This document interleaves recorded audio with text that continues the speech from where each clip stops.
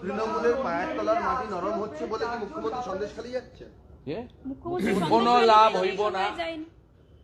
গত লোকসভা নির্বাচনে সন্দেশখালী থেকে আমরা ৭,০০০ ভোটে এগিয়ে নিয়েছি। যে সন্দেশখালী থেকে ২১-এর নির্বাচনে সুকুমার মাহাতো ৭০,০০০ ভোটে জিতেছিলেন, সেই সন্দেশখালী থেকে ভারতীয় জনতা পার্টি ৭,০০০ লিড নিয়েছে। বসিরহাট আসন আমরা জিততে পারিনি, তার কারণ মুসলমান ভোট সেখানে প্রায় ৬০%-এর কাছাকাছি বসিরহাট লোকসভায়, এবং সেখানে বহু জায়গায় যেখানে হিন্দুরা সংখ্যালঘু, মিনাখা, বাদুড়িয়া, হাড়োয়া, বসিরহাট, সেখানে হিন্দুদের ভোট দিতে যেতে দেওয়া হয়নি, হয় না। কিন্তু সন্দেশখালী আমরা জিতেছি ৭,০০০-এ।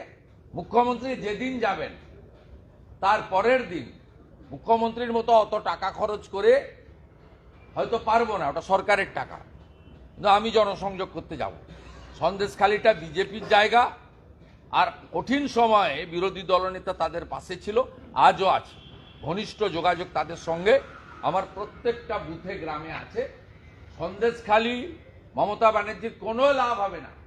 আপনি যদি সেখানকার হিন্দু পরিবারগুলোকে, জনজাতি পরিবারগুলোকে ১ কোটি টাকা করে দেন, অভাব আছে নিয়ে নিতে পারে, সরকারি টাকা আপনি অ্যাকাউন্ট ট্রান্সফার করে দিতে পারেন। আপনি শুনে রাখুন মমতা ব্যানার্জি, সন্দেশখালীর কোন হিন্দু, বিশেষ করে তফসিলিরা এবং জনজাতিরা, তারা আপনাকে ভোট দেবে না। আপনাকে ভোট দেবে পিঠা তৈরি করা শেখ শাহজাহান এবং তার কোম্পানি। আমরা ৭,০০০ ভোটে এগিয়ে আছি, আগামী দিনে আরো বেশি ভোটে আমরা জিতব। এবং যে মামলা চলছে হাইকোর্টে রেখা পাত্রের, তাতে রেখা পাত্রের এমপি হওয়া শুধু সময়ের অপেক্ষা।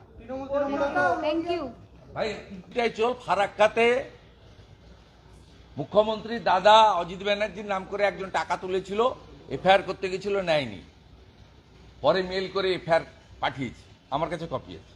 বিজেপি বিধায়কের নাম জড়াচ্ছে, এটা লার্জার কনস্পিরেসি বলে মনে করেন? নিখিল রঞ্জন দে উত্তর দিতে পারবে, আমি পারবো না।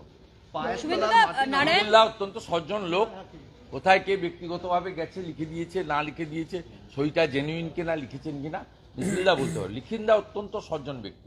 বাংলাদেশের